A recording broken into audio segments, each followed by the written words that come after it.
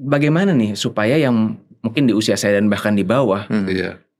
energinya tuh atau frekuensinya tidak terlalu pesimis melihat Iya. masa depan. 26 tahun ESQ ini refleksi sekaligus sisa waktu yang kita harus manfaatkan sebaik-baiknya. Kita tahu bahwa masalah moral bangsa ini boleh dibilang dalam masuk ICU lah gitu ya. Anda berbohong, Anda konspiratif, Anda kolusi, ada nepotisme.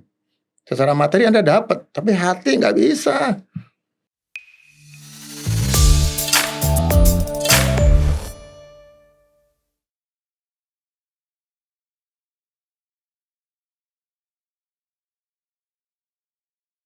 Assalamualaikum warahmatullahi wabarakatuh. Waalaikumsalam. Selamat pagi. Masya Allah, hari ini saya mendapat kehormatan bisa ngobrol bareng dua guru saya nih ya. Ada Guru Unda Pak Ari Ginanjar dan juga Pak Nanan yang merupakan ketum dan waketum Forum Komunikasi Alumni ISQ 165. Saya sendiri selaku alumni Pak Ari ya, kalau masih ingat ya program ISQ Teens tahun 2003. Wow. Sebagai salah satu alumni merasa terhormat bisa duduk dan ngobrol bareng dua senior dan dua guru saya. Sekarang jadi leader dari dulu. Masya Allah. Hari ini kita juga temanya kan refleksi perjalanan ISQ yang sudah masuki tahun ke-26 ya Pak Ari ya. Luar biasa sekali. Dan kalau tidak salah kan jumlah alumni sudah 2 juta ya. Lebih dari 2 juta yang pernah terpapar, termasuk saya pribadi juga Pak Ari. Ditanamkan spirit dan values ISQ-nya. Saya mau mulai dengan bertanya, apa refleksi Pak Ari dari perjalanan 26 tahun membangun ISQ ini? Waduh, ini untuk refleksi sebaiknya kita bisa membaca situasi saat ini dan diri kita juga gitu ya. Memang kita dalam suasana yang cukup memprihatinkan. Jadi apa yang kita tanam masa lalu adalah apa yang kita petik hari ini. Tapi apa yang kita tanam hari ini akan kita petik di masa yang akan datang. Dan ISQ saya kira baru sedikit ya jumlah yang kita didik ya. Target kita kan 10%. Artinya harusnya tuh tahun ini tuh harusnya ya 25 juta. Tapi kita masih 2 juta, hampir 2,5 juta, artinya baru 0,1%. ISQ itu kan berdiri atas keprihatinan masalah moral bangsa. Mengapa? Karena pendidikan, pembangunan SDM hanya fokus di otak aja atau IQ. Padahal kecerdasan emosi dan spiritual itu menjadi faktor penting yang 80 hingga 90%. Dan akhirnya kita bisa merasakan saat ini, meskipun kita masih fight dan bersama dengan Kang Nanan, kita masih ada waktu sedikit lagi, yaitu 19 tahun lagi gitu ya, untuk mencapai 2045. Karena itu 26 tahun ESQ ini refleksi sekaligus sisa waktu yang kita harus manfaatkan sebaik-baiknya. Kita tahu bahwa masalah moral bangsa ini boleh dibilang dalam masuk ICU lah gitu ya. Berbagai sisi, apalagi kita bisa melihat bagaimana masalah moral yang baru-baru saja terjadi di perguruan tinggi. Kemudian juga kita bisa melihat ada katakanlah yang harusnya penegak hukum malah menjadi terhukum dan seterusnya. Dan ini tentu refleksi yang harus kita sama-sama dalami. Bagaimana kesadaran bahwa pembangunan otak itu nggak cukup ya. Kita harus membangun emosi, yaitu kemampuan merasa atau sinyal yang hidup dalam hati kita yang disebut emotional intelligence. Dan yang ketiga itu adalah masalah hati nurani ini juga kan dalam sebuah tantangan yang luar biasa ketika AI, teknologi atau menjadi panglima, kita bisa melihat kita kehilangan moralitas dan kehilangan hati nurani. Jadi saya kira itulah refleksi kita gitu di sisa waktu yang sebentar lagi, no turning point rasanya setahun pertemuan kita ya Kang Nanan ya, Mas Fikra, untuk segera beranjak untuk sisa waktu yang nggak lebih dari 20 tahun ini. Itu saja. Ya, jadi ulang tahun atau milad justru mengingat sisa waktu yang berkurang ya Pak Ari. Waktu yang kita takut jujur aja nih kalau seandainya kita gagal gitu ya untuk perbaiki pondasi moral bangsa ya kita bisa kehilangan sebuah bukan hanya kesempatan yang harusnya bonus demografi bisa jadi bencana demografi ya. Saya kira itulah renungan kita kali ini. Bicara moral bangsa, Pananan gimana yang sudah berpengalaman di institusi selain dari sudut pandang ISQ ya, melihat potret moral bangsa hari Sebagai ini Waketum FKSQ dan Wakatum. Iya. Terima kasih Mas Fikra nih. Kata Pak Ari kan gak ada yang kebetulan. Hari ini pun kita ada ini sudah diatur yang Maha Kuasa. Nah, buat saya ISQ itu adalah komitmen gitu. Kan kita ini manusia spiritual yang juga akan kembali kepadanya secara spiritual. Sekarang justru masalahnya adalah tidak ada yang membenamkan, mengajarkan tentang spiritualisme kita. Karena itu ISQ ini adalah membenamkan keimanan, tapi bukan hanya hablum minallah, hablum minanas. Nah, bagaimana kita hablum minanas, itulah ISQ. Karena contoh sekarang justru masalah utama itu bukan IQ, tapi emotional quotient, spiritual quotient. Karena itu ke depan sebetulnya 26 tahun ini kita ingin tetap membangun, membenamkan tentang bagaimana emosional spiritual itu menjadi landasan kita. Mereka lihat sekarang justru di semua level atas sampai level bawah, masalahnya adalah masalah tadi integrity. Begitu apa? Ya, spiritual dan emosional quotient. Semuanya, istilah saya selalu gini sekarang ini, no values. Tapi semuanya value atau semuanya tentang status, tentang kepentingan, dan tentang fulus. Sekarang itu bahasa saya begitu. Jadi no values, just status dan fulus. Semua rebutan status, rebutan fulus. Itu kan? Lupa kepada values. Nah, ISQ menanamkan values. Apakah values tentang agama, spiritualism, apakah values tentang kebangsaan, apakah values tentang kemanusiaan, apa tentang sosial. Itulah ISQ buat saya. Jadi komitmen sebetulnya untuk kita bisa hadir sebagai manusia spiritual yang bukan hanya menyiapkan untuk hablum minallah, tapi bagaimana bergaul di semua level, di semua institusi, kita berada dengan landasan spiritualism. Ada yang mengawasi, tapi juga bagaimana kita ini bermakna, bermanfaat untuk level masing-masing manusia. Itu yang paling penting. Bagaimana kita bermanfaat, bermakna hidupnya untuk semua orang. Bukan malah kita mengambil keuntungan, tapi kita kalau perlu merugi untuk semua orang dengan values. Itu dulu mungkin Mas Fikra. Siap. Ini keren deh penjelasannya. Jadi meaning atau makna, values, nilai-nilai, bukan fulus. Sekarang justru saya mau tanya ini, boleh dong ya? Boleh. Ya. Ini kan pertemuan kita nih 3G ya, 3 generasi tahun 70 yang disebut dengan baby boomers. Saya mungkin Gen X akhir ya. Terus ini Gen Y nih Mas Fikra. Milenial, saya milenial. Milenial kan umur 30-an ya. 30-an. Jadi pertemuan ini menarik nih antara baby boomers, Gen X dan milenial. Bagaimana aplikasi 3 kecerdasan untuk generasinya Mas Fikra? Makasih Pak Ari. Wah, kalau belakangan ini mungkin siapa salah satu orang yang lagi paling fenomenal di internet? Aldi Taher, burger nih. Tapi yang buat saya sebagai penonton tidak hanya terhibur tapi juga melihat hikmahnya. Betapa banyak penceramah yang mengingatkan kita pada Allah, tapi ternyata butuh seorang entertainer. Pengusaha burger ya, untuk mengingatkan semua milik Allah. Padahal jauh sebelum Aldi Taher, saya selalu mengasosiasikan ISQ sama Allah. Bukan hanya karena di gedung 165 ini atasnya Allah ya.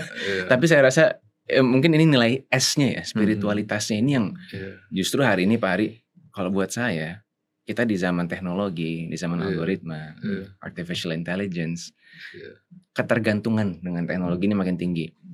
Jujur aja kalau yang umuran saya kerja sekarang juga apapun kita feeding aja udah ke AI tools manapun yang digunakan.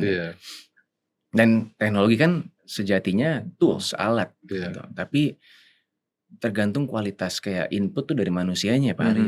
Jadi kadang-kadang orang suka ada yang, dan wajar, punya kekhawatiran percepatan teknologi bisa terlalu distopian gitu ya.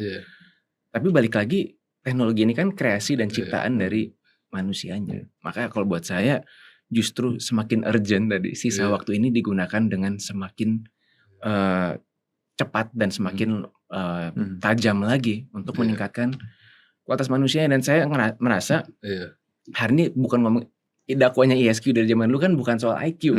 Kecerdasan Indonesia tidak kalah. Saya pun yang kuliah sempat di luar negeri bisa menjadi saksi bahwa kecerdasan bangsa Indonesia ini gak kalah sama bangsa lain. Iya, betul. Tapi memang elemen E dan S-nya ini ya di ISQ yang justru jadi rasa penasaran saya Pak Ari ya. Yang sudah 26 tahun bukan merintis lagi, sudah membangun ekosistem emotional and spiritual quotient. Pak Nanan yang di usianya sudah kepala 7 sudah melihat berbagai mantan Wakapolri, pemimpin institusi negara yang begitu luar biasa. Dan begitu hari ini kita melihat ada tantangan gitu ya. Bagaimana nih supaya yang mungkin di usia saya dan bahkan di bawah energinya tuh atau frekuensinya tidak terlalu pesimis melihat masa depan. Gimana masih merawat harapan bahwa bonus atau dividen demografi ini tuh masih mungkin kok. Kok kayaknya kalau ngelihat berita atau sosmed lah hari gini siapa yang nonton berita sedih. Wah itu setiap scroll makin sedih makin hilang harapannya gitu. Nah itu mungkin refleksi saya Pak Ari ya sebagai yang di usia 30-an baru merintis keluarga sebagai keluarga muda gitu ya. Saya melihat anak-anak tentu ini tes iman juga ya. Saya tentu meyakini ini semua skenario Allah. Tapi kan kalau sebagai manusia boleh dong ya khawatir. Apa nih? Aware lah paling tidak. Apa wisdom yang dibutuhkan buat yang generasi mungkin milenial, Gen Z yang sekarang lagi merintis keluarga nih atau merintis usaha supaya tadi kayak Pak Ari bilang, ini kan lagi kita tanam nih buat mungkin 20 tahun, 30 tahun ke depan. Gimana supaya kita tuh ada di energi yang tepat Pak Ari, Pak Nanan. Nah ini saya kira Pak Nanan kan memberikan pesan dulu zaman Pak Nanan Wakapolri kan menanamkan 7 budi utama ditanamkan, dan saat zaman Pak Nanan itulah diwajibkan semua kombes training ISQ gitu kan. Nah tapi ada yang menarik juga itu di zamannya milenialnya Mas Fikra ya, bagaimana nilai spiritual itu dikunci dengan intelektual digital gitu ya, itu kita bisa kan. Jadi bagaimana kita bisa sebuah platform gitu ya, supaya spiritualitas itu bisa diterjemahkan dalam bahasa digital. Dan saya kira ini perpindahan 3 generasi kan, generasi 1, 2, 3 yang kita aware kan anak-anak cucu kita ini, cucu saya anaknya katakanlah generasi Fikra itu juga kan mereka hidup di zaman yang jauh lebih berat lagi. Jadi kalau generasi Pak Nanan tidak bisa mentransfer ke saya dan tidak bisa mentransfer ke Mas Fikra, ini akan tantangan anak-anak kita. Siapa nama anak itu? Kai sama Max. Kai sama Max. Ini kan kita sedang mempersiapkan Kai sama Max. Kalau generasinya Fikra itu generasi yang katakanlah masih oke, karena masih ada lah gitu nilai-nilai meskipun sudah mengalami pergeseran kan gitu. Nah sekarang gimana nih kita bisa mempersiapkan Kai sama Max ke depan? Saya kira ini mungkin Pak Nanan ini perlu untuk apa sih yang disebut nilai-nilai itu gitu ya, supaya clear gitu. Sekarang anak-anak sudah nggak lagi pegang nilai-nilai dan kita bisa melihat itu saya nggak sebut nama kampusnya, seperti itu suasananya gitu kan. Dan itu karena mungkin menjelaskan apa sih yang disebut values itu, apa yang disebut nilai-nilai itu supaya bisa tertransfer kepada Kai dan Max melalui bapaknya gitu. Gitu. Terima kasih Pak Ari. Jadi yang pertama begini, teknologi itu mendukung kita. Jadi jangan juga tidak teknologi. Teknologi itu sangat mendukung tentang apa yang kita bisa kerjakan. Tapi justru jangan dikendalikan oleh teknologi. Tapi kita mengendalikan teknologi yang ada. Nah, mengendalikan itu bukan di IQ, tapi di sini, di hati, di integritas, itulah ESQ. Oleh karena itu kita ingin bisa, apakah itu ChatGPT, apakah Gemini dan sebagainya, kita mengendalikan tentang tadi spiritualisme dan ESQ. Kita benamkan di situ justru, kita manfaatkan teknologi untuk bisa menyebarluaskan tentang ESQ sebagai pengendali dari teknologi itu. Kalau sekarang kan pengetahuan apakah itu di SD, SMP, tinggal buka ChatGPT, Gemini udah tahu semua. Jadi justru kewajiban kita sekarang itu ajarkan kepada Gemini, kepada ChatGPT sebagainya tentang ESQ. Jadi kita balik Pak, kita ajarkan mereka tentang nilai-nilai, kejujuran dan sebagainya kepada mereka. Biar dia juga masuk di mereka tentang nilai-nilai kita ini. Saya ngalami kan, saya buka ChatGPT, sekarang dia lebih pintar dari saya tentang nilai-nilai. Kalau saya buka langsung dia kaitkan Pak dengan nilai values, kaitkan dengan tujuan utama, dia ngajarin saya. Tapi saya udah ajarkan tentang nilai-nilai. Nah kalau kita nggak masukin di situ, kan nggak ada di situ dia. Jadi gitu Mas Beka. Jadi saya sekarang mau bikin sambutan, dia langsung tahu tuh. Dia langsung tahu, Pak poin sekian tambahkan dengan values 3 itu, tambahkan tujuan utama. Dia ngajarin saya. Tapi setelah saya ajarkan, artinya sekarang ChatGPT udah tahu tuh tentang tujuan utama, tentang 165, tentang 3 values saya kan. Saya kan selalu pakai values sekarang, 3 values yang penting. Yang pertama adalah values for value. Jadi kita hidup dengan values, nilai-nilai untuk value, untuk kepentingan. Tapi dasarnya values. Yang kedua, no konspiratif. Gitu kan? Tidak ada kolusi, nepotisme dan sebagainya. Pakai values. Tidak ada no konspirasi, no nepotisme, no kolusi. Yang ketiga, integrity defender. Keberanian, kemampuan menyampaikan kebenaran. Itu 3 nilai yang saya tanamkan di ChatGPT. Sekarang udah saya tanya dia langsung keluar sendiri. Mesti dididik contoh kan. Jadi saya didik dia tentang values, nilai-nilai. Gemini saya mulai juga masukin. Dia belum tahu awalnya kan. Sekarang udah tahu Pak. Ini contoh Pak. Saya masukin 165. Masukin tentang 3 values. Tujuan utama dia udah langsung. Tujuan utama langsung dia tahu. Nah ini contoh bagaimana kita mendidik juga AI tentang nilai-nilai. Gak apa-apa toh kita sampaikan ke dia. Dia udah tahu sekarang. Ini contoh bagaimana kita mengendalikan sebetulnya kan gitu. Bukan malah dikendalikan. Iya. Saya kasih nilai-nilai. Asalnya kan dia nggak tahu. Sekarang begitu saya ngomong ini, dia suruh nambahkan. Poinnya, tujuan utama mesti keluar. 165 mesti keluar. Saya isi terus itu. Saya baru ini pakai Gemini. Ternyata kalau kita bayar yang paling mahal, wah dia lebih pintar kan gitu kan. Teknologi kan. Tapi saya benamkan nilai-nilai itu ke sana. Ini penting ini. Nah, jadi bagaimana membenamkan, menyampaikan tentang nilai-nilai supaya jangan ngomong soal IQ terus kan gitu. Masukin soal emotional question, soal merugi untuk orang lain, saya masukin nilai-nilai itu. Sekarang dia pinter. Kalau saya bikin sambutan tentang ini, dia udah langsung nilai itu yang keluar. Nah kalau semua seperti itu kan jadi banyak nih. Sekarang baru saya nih. Harusnya semuanya nih yang menyaksikan nih ngajari. Jadi sekarang justru alumni ESQ, ya kan, bicara apapun situ masukin. Ajari dia.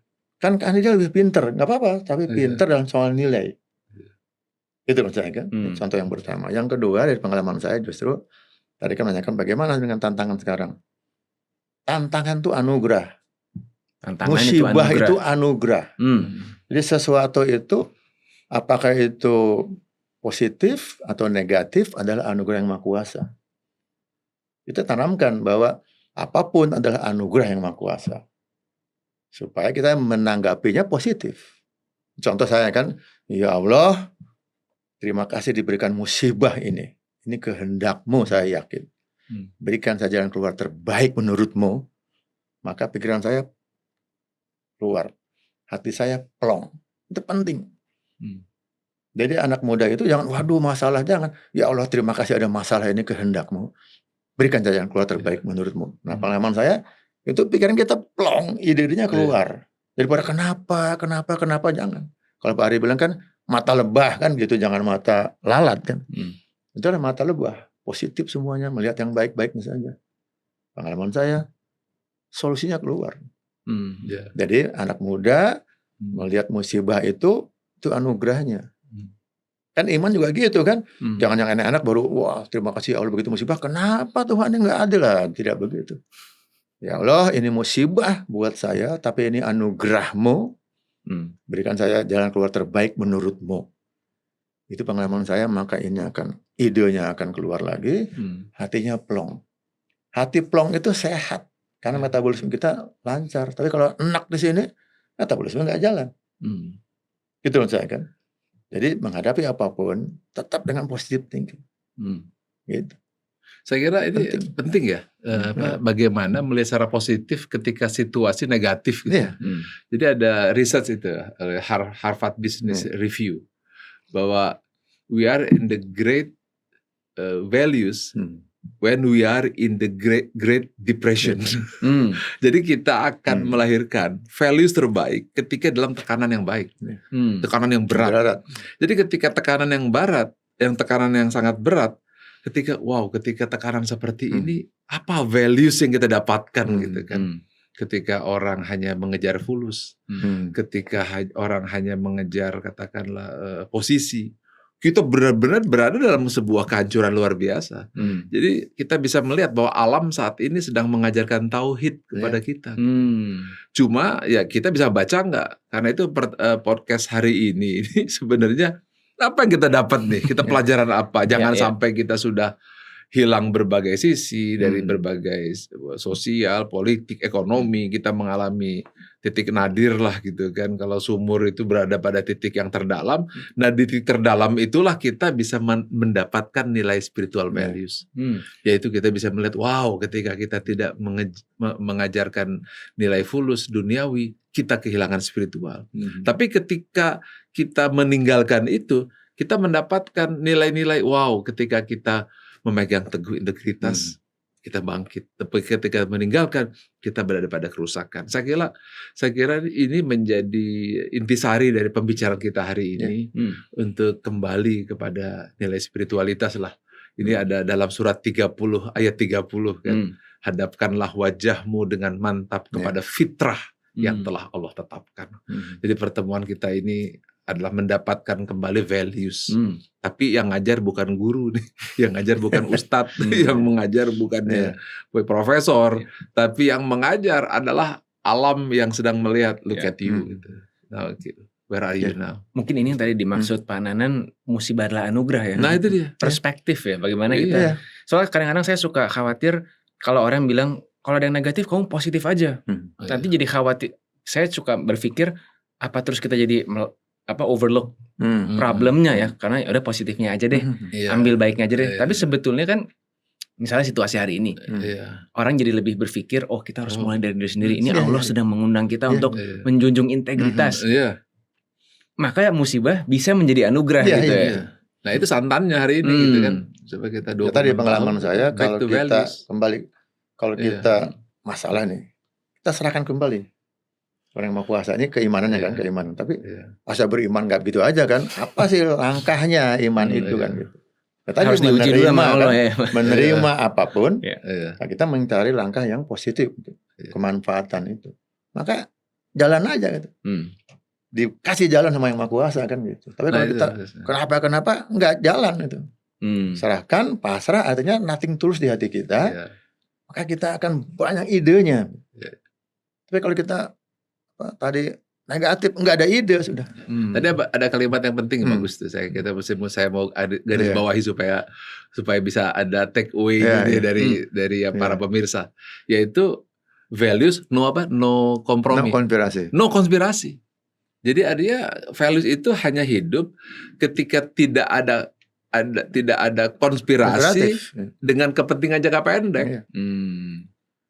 Ketika kepentingan jangka pendek, hancur itu nilai-nilai, hancur juga ekonomi, hancur sosial, hancur politik, karena kita kompromi kepada nilai-nilai values yang murni, karena disebut spirit atau spiritual. Dan kemudian Pak Nan mengajak itu defender, jadi ada menjaga nilai-nilai integritas yang menjadi kewajiban generasi muda, generasi kita semua untuk memegang teguh nilai. Saya kira itu ulang tahunnya kita gitu kan ya. Ulang tahun ke-26 itu back to values, back to surat 30 ayat 30. Dan itu perlu 26 tahun untuk sadar gitu. Bahwa kembali ke fitrah ya Pak Ari. Kembali ke fitrah dan tidak ada kompromi terhadap nilai fitrah yang gak bisa dibeli dengan apapun gitu. Dan itu kita harus jadi defender. Jadi pertemuan kali ini adalah defendernya tujuh budi utama gitu kan. Nah itu pesan untuk generasi yang menyaksikan gitu kan. Nah Mas Fred, pengalaman saya ini memang kan kita hidup ini kan sesuai dengan institusionalnya. Saya di kepolisian mungkin kan juga punya pimpinan berjenjang. Nah sangat penting keteladanan pimpinan di semua level. Kalau di keluarga ya bapaknya, ya kan. Kadang di komunitas apa pimpinannya, mewarnai semua lembaga itu. Tanpa itu berat. Kita begitu ketemu pimpinan yang no values, kita harus berani kan mengingatkan mereka. Jadi itu oke, tapi juga pimpinan perlu memberikan teladanan dia. Jadi teladan. Apa teladannya? Itu juga utama. Saya jujur dan dipercaya. Kan saya bertanggung jawab. Jangan pimpinan ngeles-ngeles semua kan. Jadi bagaimana seorang pemimpin mesti tampil dengan teladan. Atau bahasa lainnya walk the talk ya Pak Danan ya. Dan talk the walk. Nah istilah saya kan saya kasih 5 sebenarnya. Kalau Anda memimpin di keluarga atau di komunitas ada 5 tampilan. Yang pertama menjadi teladan. Ya kan? Menjadi teladan. Nah yang kedua menjadi pelayan atau servant leadership.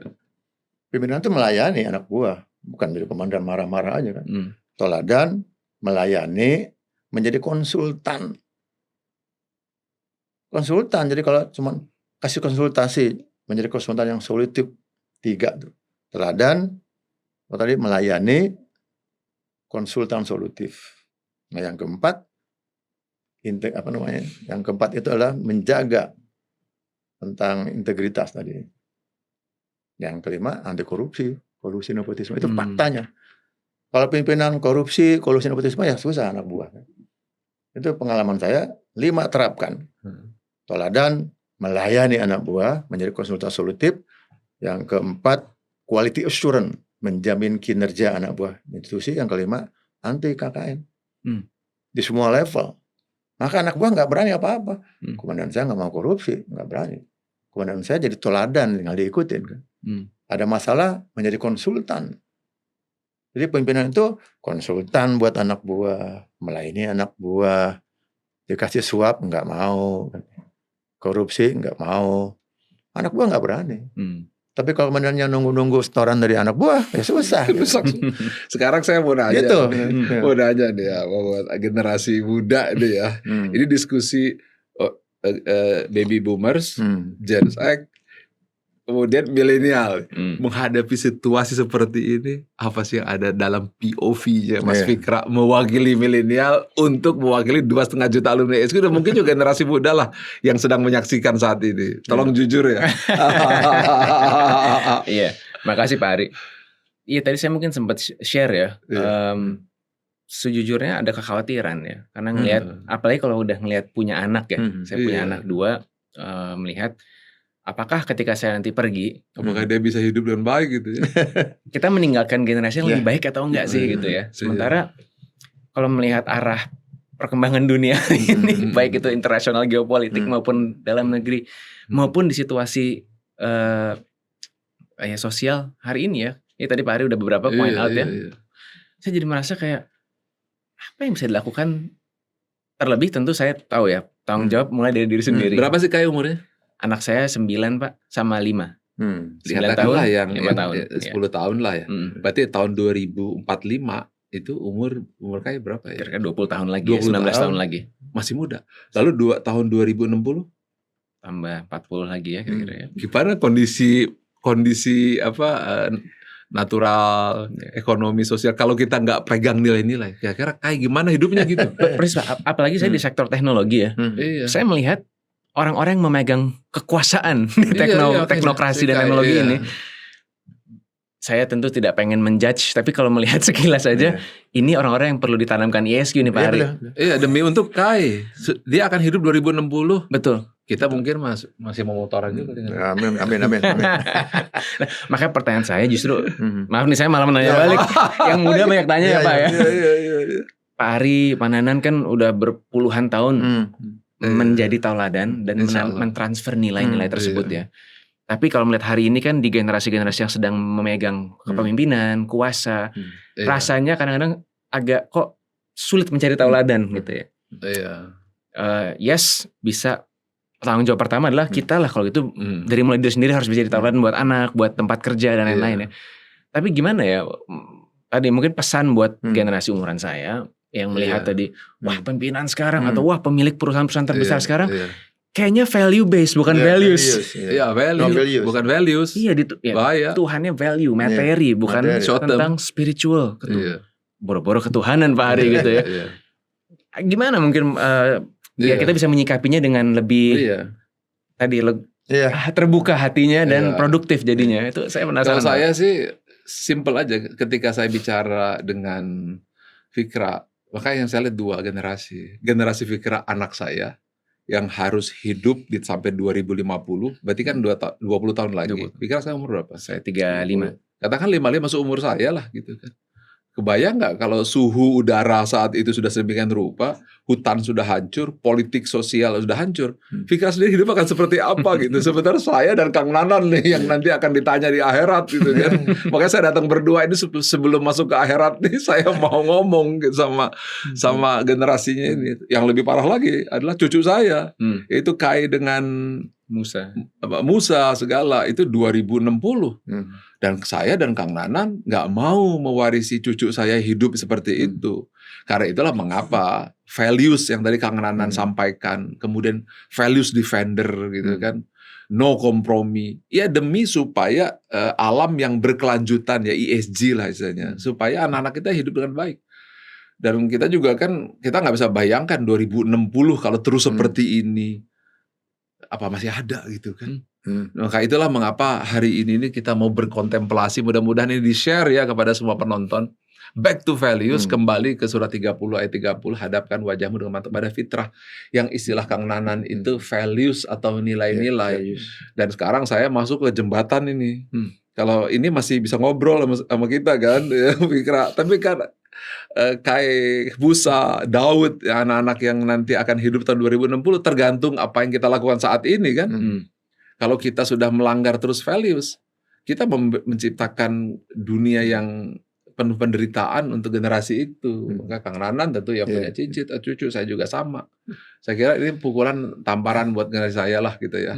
Untuk kita ingin mengajak kembalilah kepada values gitu ya. Values itu nilai-nilai seperti jujur, tanggung jawab, visioner, disiplin, kerjasama, adil, peduli, yang menjadi platform untuk supaya Indonesia berkelanjutan, sustainable gitu kan. Saya kira itu sih, dan saya mengajaklah kepada semua yang menyaksikan ini back to values. Values spiritual itu Asmaul Husna. Saya kira itu. Kita harus lindungi Kai sama Musa. Amin. Mungkin menambahkan tadi, Pak. Bagaimana aplikasinya kan gitu. Nah benar nih yang di komen terus gimana nih? Iya. Sebenarnya hidup itu dua pilihan. Dua pilihan. Kita nggak bisa maksakan. Tadi kan bagaimana saya? Tinggal Anda mau pilih yang mana kan? Anda mau pilih dengan values, ya, atau Anda pilih value. Kalau values itu pasti aman dunia akhirat, quote-unquote. Kenapa? Karena kita nggak ada masalah. Indonesia akan berkepanjangan gitu kan? Sampai tahun 2100. Pengalaman saya nih, kalau dengan values mungkin materi nggak dapat, tidak ada masalah kan? Tapi anak cucu kita materi itu kan rezekinya dari atas gitu. Tapi kalau dengan value, dengan compromise, dengan dengan ya tadi tanpa itu, maka ada masalah pasti. Anda berbohong, Anda konspiratif, Anda kolusi, ada nepotism. Secara materi Anda dapat, tapi hati nggak bisa. Pasti, waduh saya kolusi. Materi oke, tapi hati pasti nggak bisa. Kita berbohong aja kan, gaya begitu balik kanan, aduh tadi saya pasti hati nggak bisa dicuri. Nah, Anda mau pilih yang mana? Karena tenang, bahagia itu kan di hati, Bang. Gitu loh maksud saya kan. Pilih, terserah pilihan masing-masing. Anda mau duniawi dapat tapi hatimu nggak dapat. Secara materi, wah, begitu mau tidur, waduh saya pasti hati akan tanya. Berontak dia. Itu pilihan. Kan ada yang wah tegar dia begitu balik kanan pulang, waduh. Menderita. Pilih itu. Pengalaman saya, justru ini pengalaman saya 35 tahun jadi polisi, saya pilih yang ini. Bukan nggak perlu fulus datang aja. Tapi saya nggak mau yang ini. Supaya tenang, tidur enak. Bicara sama orang mata saya nanar, nggak ada beban apapun kan gitu. Tapi kalau saya ini ketemu Mas Prika, nyuap saya, ketemu lagi, aduh Mas Prika malu. Saya jaga itu namanya integrity, honor with integrity. Mau pilih yang mana? Martabat. Iya, jadi honor with integrity kan gitu. Tapi kalau yang ini, yang tadi yang value, pasti nggak ada honor, nggak ada integritas. Secara materi, gaya, tapi pasti hati nggak bisa. Menderita. Kebahagiaan tuh di situ, bahagia, santai, rileks. Pilihan, Mas. Anak juga gitu. Ada mau pilih yang ini, nggak bisa kita maksain mereka. Kita kasih dia ini pilihan. Mau pakai yang values atau no values, pilihan. Tapi resikonya dunia pun nggak bahagia, nggak tenang, di akhirat dihisap juga. Masa pilih yang itu? Ya. Yakinlah dengan values, walaupun materi nggak dapat, Anda values nilai-nilainya dapat. Hatinya tenang, plong. Kalau saya simplifikasi, berarti ini tuh sebenarnya values dan value itu memilih dunia atau akhirat sebenarnya. Ya kan gitu. Dan kembali ke ISQ, inilah kenapa kalau tadi Pak Ari tanya refleksi ISQ sebagai POV saya, sebagai alumni, kembali ya 165 Allah. Karena mengingat akhir ya, mengingat tujuan sesungguhnya. Jangka panjang. Bukan hanya akhir, tapi sebelum sampai ke akhirat. 2050, 2060, 2070, Indonesia masih eksis. Masih eksis karena Indonesia eksis apabila keadilan eksis. Kebenaran eksis. Perdamaian eksis. Maka itu Indonesia akan terus eksis. Tapi ketika itu ada ketidakpastian, ujungnya menjadi ketidakpastian hukum, ketidakpastian ekonomi. Tapi ketidakpastian ekonomi ketika didasari oleh kepastian nilai-nilai, Indonesia akan eksis. Nah, mungkin saya tambahkan sedikit nih. Tadi kan sampaikan. Kan gini, waduh gimana Indonesia nih? Ya tergantung kita. Tadi kan bilang, tanggung jawabnya ya personal, lingkungan. Nah kita nih punya 2 juta alumni nih. Apa nih perannya? Gitu. Nah, itu alumni. Malah jangan, alumni sarwa wae. Korupsi juga kan susah nih. Jadi jangan hiraukan yang lain. Ayo kita tampil dengan nilai-nilai. Mas Prika sendiri, apa? Energinya kasih ke sekitarnya, ke keluarganya, ke lingkungannya, semuanya kan. Kalau semua begitu, 2 juta orang nih, alumni, keluarganya values. Lingkungan kerja values. Ini contoh nih, soal hasil kan soal lain. Saya kan ada di semua komunitas, di Harley, di BMW, di VW. Gaulnya banyak pananan ya. Saya rubah 7 budi utama. Semua 7 budi utama menjadi nilai. Saya pribadi nih, sekarang kalau 2 juta orang alumni mau aja di masing-masing lingkungannya tanamkan itu, kan menyampaikan pelan-pelan. Kenapa nggak bisa gitu kan? Nah itu kita nih 26 tahun tuh apa yang kita kerjakan sebagai alumni. Mas Prika sekarang tanggung jawab loh, keluarga, kan? Lingkungannya, pekerjaannya, wajibkan dong. Values. Saya pengusaha mesti profit oke, tapi values jangan dilanggar. Mesti values, mesti yang bermakna, bermanfaat. Yakin fulusnya datang. Harus gitu yakin. Kalau kita values, maka fulusnya ikut gitu. Yakin itu pasti itu. Nah, itu yang mesti ditanamkan. Jadi, aduh saya rugi Pak. Nggak ada rugi sebelum mati kan gitu. Rugi materi. Maksud tadi kan, saya merugi nih buat Fikra. Merugi materi buat Fikra kan. Jadi, mereka sekarang ngomong ke orang lain tentang saya, negatif positif. Kita pasti bicara, aduh saya untung nih dengan Pak Nanan. Positif kan saya nama saya. Secara materi saya rugi, secara emosional, fisik, psikis, saya disampaikan yang positif saya. Dunianya dapat, didoain orang dapat. Materi saya rugi, tapi akhirat menang. Akhirat dapat. Jadi berarti nggak ada ruginya. Dunia aja saya udah untung karena diomongin yang positif. Sepanjang lurus terus kan. Contoh nih, saya untung terus nih. Mas Prika rugi terus. Gimana ngomongin saya ke orang lain? Jangan sama Nanan tuh. Ayah dia. Kan gitu, Pak. Materi saya dapat. Tapi nama saya habis di mana-mana. Trust.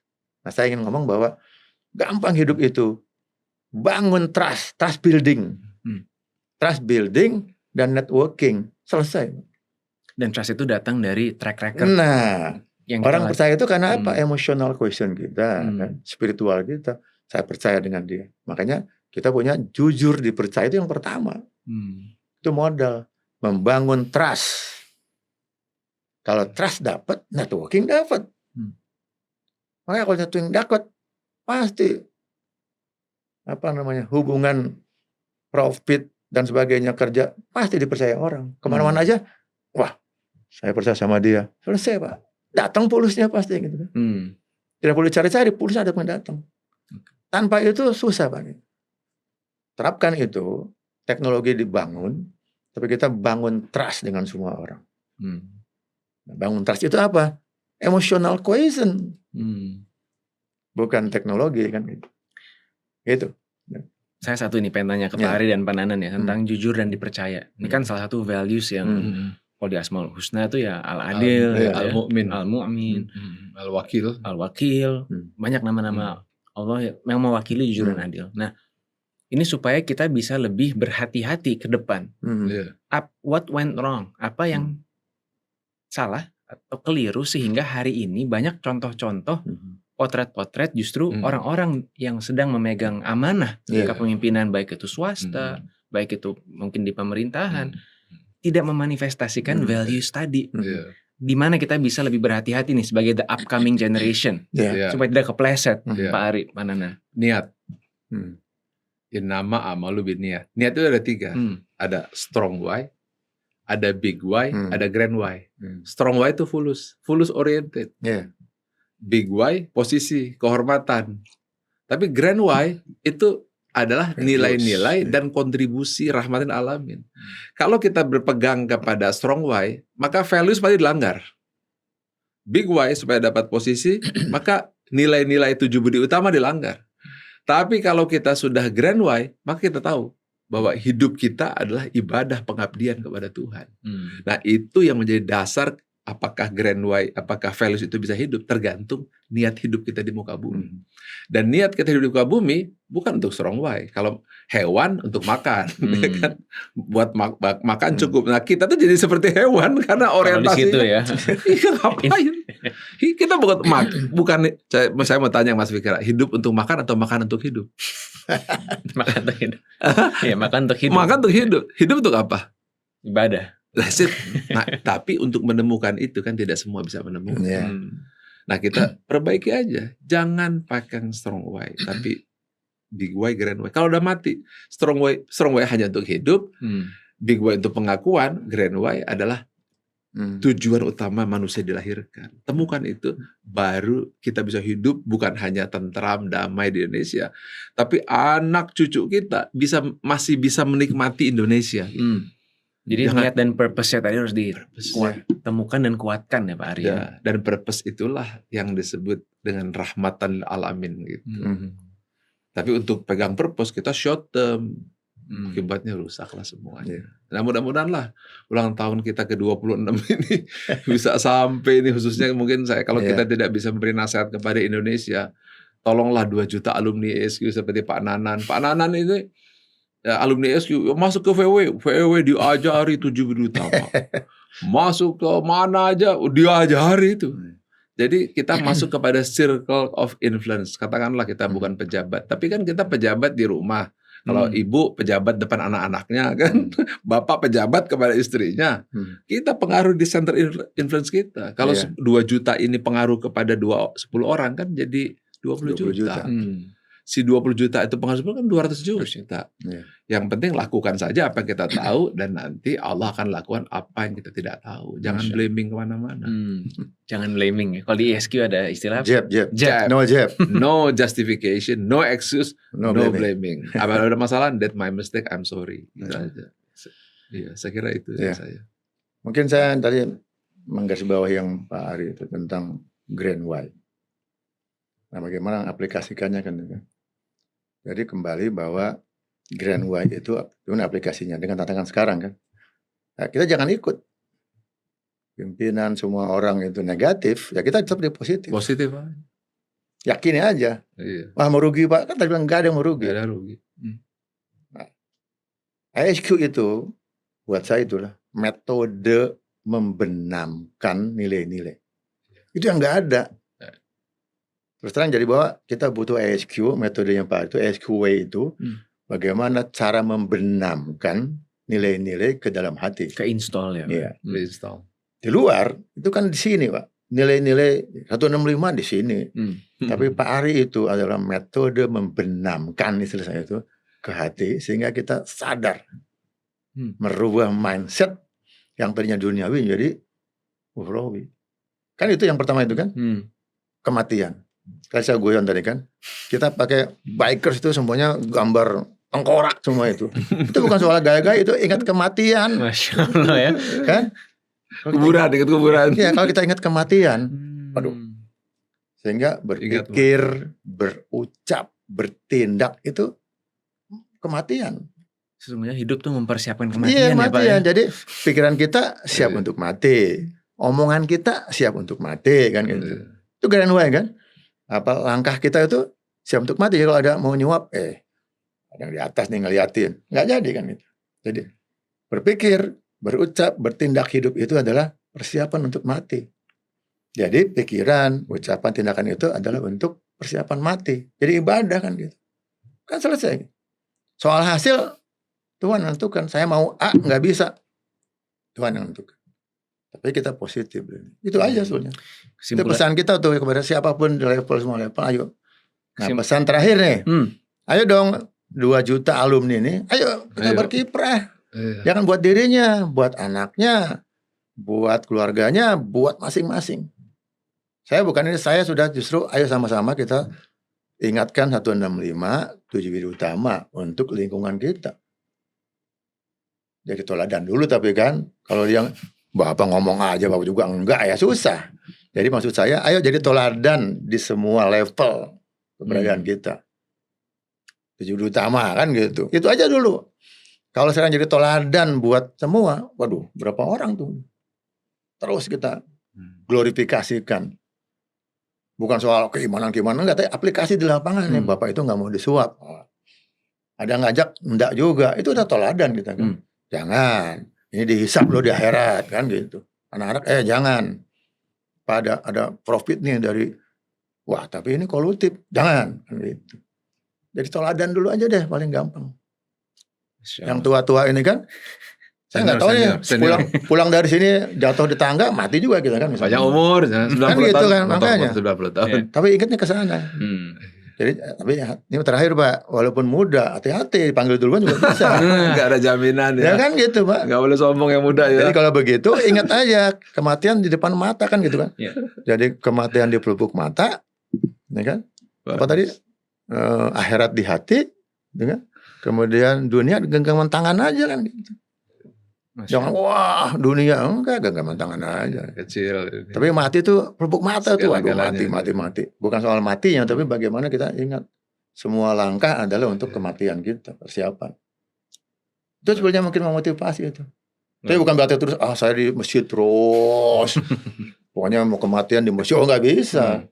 Kita mesti bermakna, bermanfaat buat orang lain. Itu ibadah yang paling sholat belum diterima kan.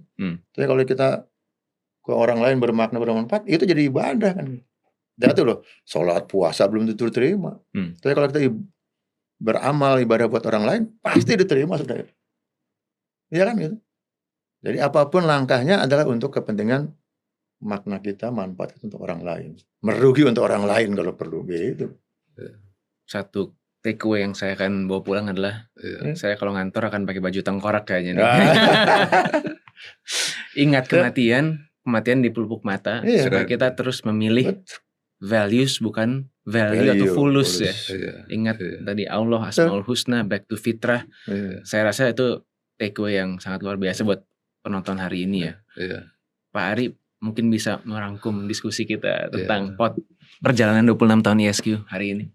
Ada ini aja Pak, ada quote yang saya ingin sampaikan tentang riset negara-negara yang rusak, hancur dan maju. Sampaikan seperti ini, suatu bangsa akan mengalami kejayaan ketika otak jadi panglima, dan akan mengalami keemasan ketika otak dan hati disatukan. Tapi akan mengalami kehancuran ketika otak dan nafsu menjadi panglima.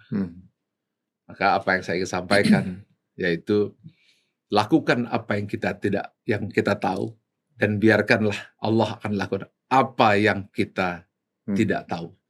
Itu adalah circle of influence kita yang bisa kita lakukan sekecil mungkin. Saya bersama Pak Nanan keliling aja kemana-mana sebisanya. Punya posisi atau tidak punya posisi, ya gerak aja terus. Saya yakin bahwa suatu saat ini kumpulan orang-orang yang kembali kepada jalan yang lurus ini akan terjadi. Dan ingat nasihat Nabi, khairun nas anfa'uhum linnas. Itu seperti halnya kita bisa dan saling jaga, yaitu bagaimana berlomba-lomba untuk bagaimana kita memberi manfaat untuk sesama. Terima kasih. Selamat milad ya alumni ESQ ke-26.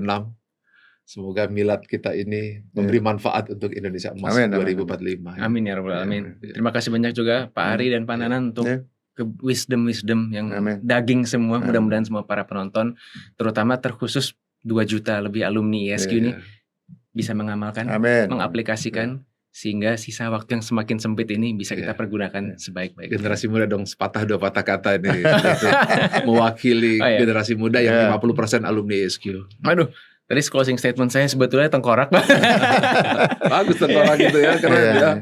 Menurut saya itu gampang diingat. Kita tadi ingat kalau anak muda kan, saya nggak anak muda juga sih, tapi masih muda lah.